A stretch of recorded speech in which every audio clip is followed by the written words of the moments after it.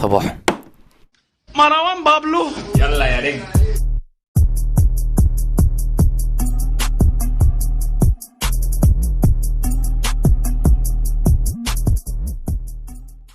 في فيديو النهارده يا شباب عملنا قعدة قهاوي الجزء التاني بعد مرور سنة حرفيا بسبب الأستاذ. المهم يا شباب، فيديو النهارده بعنوان ليه بنحب الراب المصري. جبت لكم معايا ام سي جانجستا، سنفرو، فيراش. انا جبتكم النهارده عشان انتوا صحابي اللي بيرابوا، فاهمني. انا معلوماتي في الراب صغيره، يعني يا دوب بسمع راب وكده. بس عايزين النهارده نتكلم احنا ليه بنحب الراب المصري. انت مثلا احمد، انت خليك تسمع راب. بص يا سيدي، ايه اللي خلاني اسمع راب؟ فتره من فترات كنت زي اي بني ادم مصري حقير عويل معفن سرسجي بسمع لك مين؟ فيلو فيجو حمو وده عامة كلنا كنا كده، فاهم؟ ايام الصب البيبسي ده، عارفها؟ الفكره بقى في حاجه. دول ايه كنت بسمع مع دول؟ ايه، حط عندك حماقي، عمرو دياب، اغاني هندي. اغاني هندي يا اسطى. وده كان شكلي ده على فكره.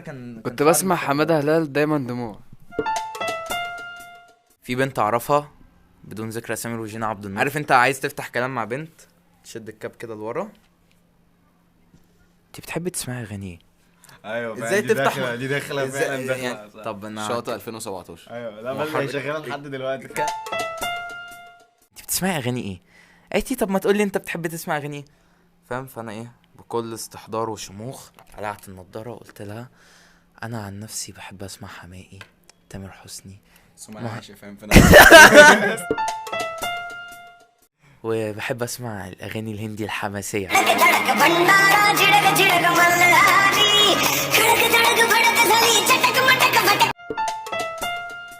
انت ذوقك ايه بقى؟ فاهم؟ مستني بقى الاقيها تقولي يا احنا نفس ذوقك وبتاع. انا اول حاجه لقيت على فكره مفيش هندي حماسي مبدئيا. عالكسفه اللي انت فيها يا حازم. قالت لي بقى انا بسمع زاب ثروت وابي يوسف ومش عارف ايه. انا سبت كله، مسكت في مين؟ ابي يوسف. دخلت كتبت على اليوتيوب ابو يوسف. انا كتبت ابو يوسف. دي منطقه عندنا اصلا. لا انت بتسمعي المنطقه ازاي؟ بتسمعي ابو يوسف كلها؟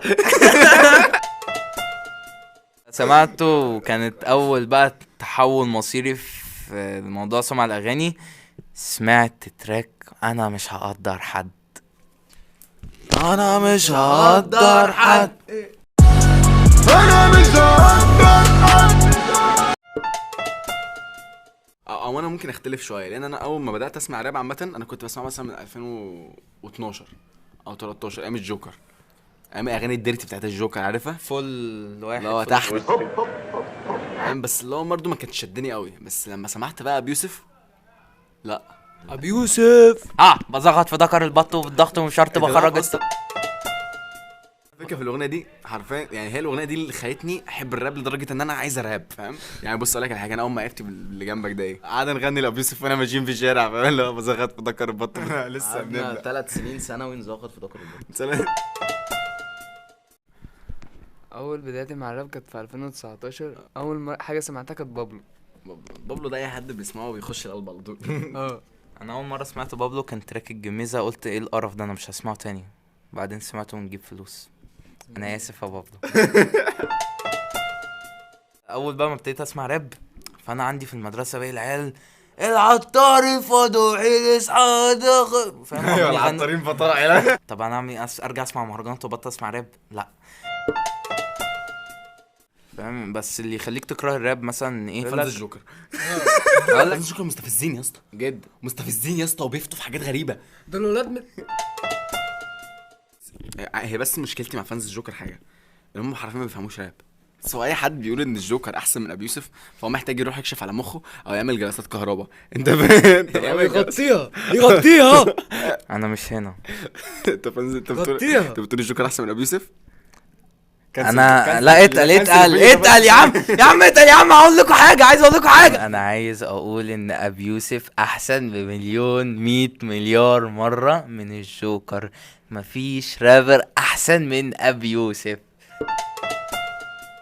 انا برضو مؤمن ان كل رابر بيبرع في حاجه، وكل واحد ممكن يوصل لك لمود معين، بس احنا بنتكلم كراب اللي هو رايم اند بويتري، اللي هو انت بتكتب راب، انت فاهم، وكتابه الراب فانت محتاج كده حاجات اساسيه زي السكيلز المعينه اللي انت محتاجها في الكتابه. حرفيا ابي يوسف هو اللي دخلها مصر. الجوكر اسمع كده تركاته القديمه، واقف في الساحه، بص واقف في الساحه ملط ماسك سيجاره فرد برا برا يا ابن علي اسالته بالارض. بص تعالى بقى لابي يوسف في نفس الفتره الزمنيه دي هتلاقي مستوى كتابه مختلف تماما تماما، رايم سكيمز، هتلاقي مالتي سيلبلز انترنال رايم، فاهم. فده انا عشان كده مؤمن ان هو احسن واحد بيكتب. هو يعني هو فعلا لو ما كانش اتولد كان الراب في مصر اتدفن، ما كانش هيبقى في المنظر ده. سنفر وتوب التوب. ده اعلان عندي على القناه ببلاش. مثلا باقي الواد ايه، الجو ساقعة والدنيا كمان ضلمة والشارع زحمة، ها في عز الشتاء. فدي بقى العيال اللي تلاقيه طالع لك في انا براب يا جماعة، ويقعد يمامبل مثلا، بس يا ريته ممامبل حتى يا اخي، يعني بيبقى كلامه واضح فاهم. يعني عارف ويجز ساعة تراك كان وصل بالسلامة، ويجز ممكن يغني لك التراك وهو مقفول. مش هتسانه الحمد لله مش زي غير. ممكن ايه بقى الفترة اللي انت كنت تحب فيها الراب، الفترة اللي هتحب فيها الراب فعليا، انك لو انت كنت لحقت تسمع راب قبل 2019 وحضرت فترة 2019، او مثلا انت مثلا لحقت مثلا باشا اعتمد وفري. ايه رايكم في القصة اللي طالعة من الكاب؟ اكتر 3 اغاني راب مثلا علقوا معاك؟ اول حاجه علقت معايا كان تراك الجميزه، بعد كده عزرائيل، وبعد كده خنزقور. التراك اللي انا اتسحلت معاه لفتره زمنيه طويله بوصله ضاعت.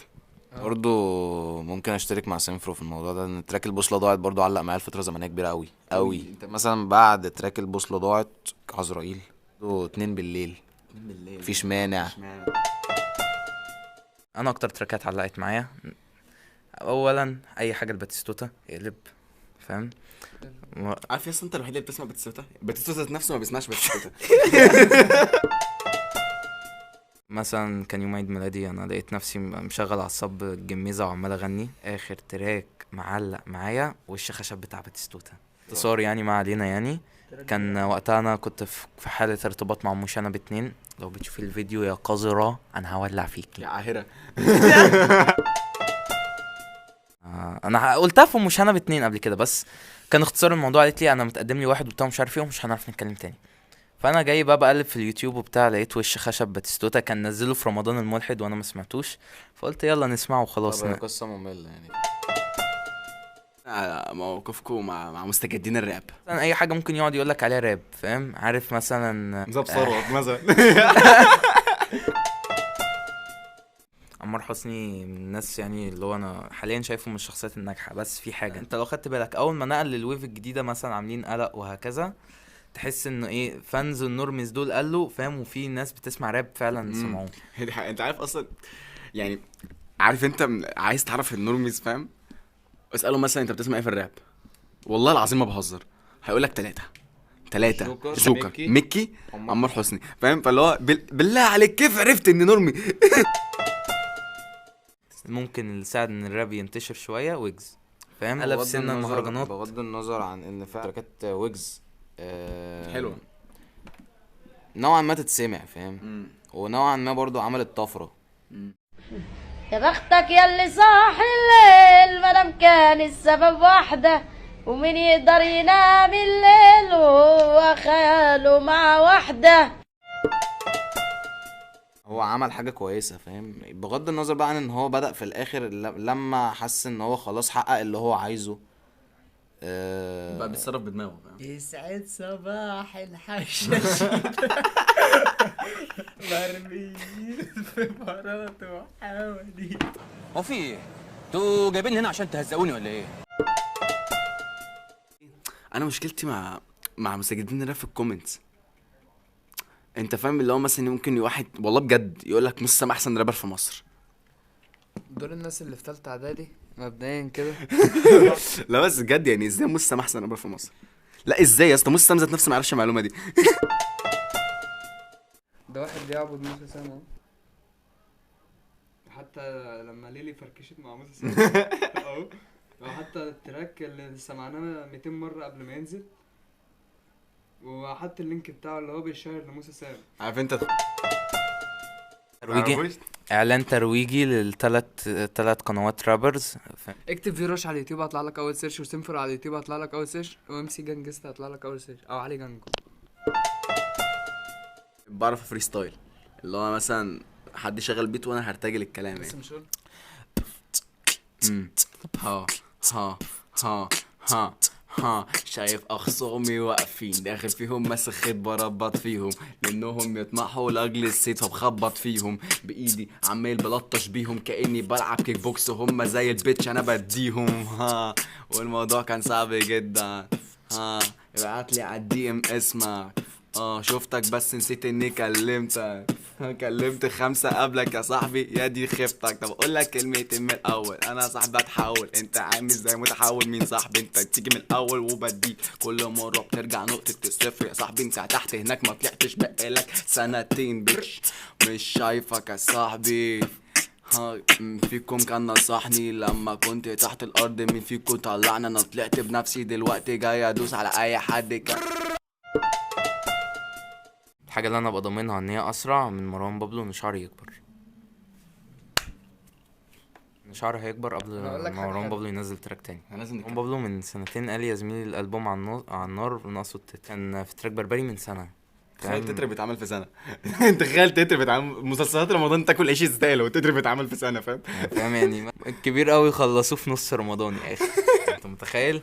وانت بقالك سنة يا زميلي الالبوم على النار بس ناقصه التتر. طب ايه يا اسطى ناقصك التتر؟ اعمل لك التتر انا طيب قول لي. والله فكرة ان ايه بقى احنا ليه بنحب الراب؟ اخر حاجة بقى ان الراب ده لغة حسيناها، حاجة كده اللي هو انت ايه حسيت ان حاجة واصلة لك كده، فاهم؟ الرابر عامة لما بيحاول ان هو يكتب، هو بيكتب كلام نابع من جواه، فاهم؟ ودي ميزة ان سواء مثلا اي رابر، مش هتكلم عن التلاتة اللي قاعدين، فاهم؟ بيكتب لنفسه، فالفكرة ان هو بيعبر عن ذاته، فاهم؟ بيعبر عن اللي هو بيشوفه، بيعبر عن اللي هو حاسه، فاهم؟ بيجيب لك كلام بيحصل في الواقع، يعني غير مثلا غير ان انت بتشوف في الافلام او في المسلسلات او في الاغاني العادية في المهرجانات بتاع. انا هنزل تراك بكره فيت ما بين انا وسيمفر. طبعا التراك ده هيكون نزل بقاله شهر يعني. عشان تبقوا فاكرين تراك بابلو نزل امبارح يعني، فاهم؟ احنا نشوف بقى الفيديو ده هينزل امتى وتعرفوا ان قد ايه سيمفرو. الفكرة وفي اخر الفيديو برو ما تنساش تعمل لايك سبسكرايب وتفعل الجرس وشير. ها سيمفرو اللي عامل البيت. سنفر على البيت. ها شير الجملة ما بتاعتي. تنساش. ده كان اخر الفيديو وسلام مع برو.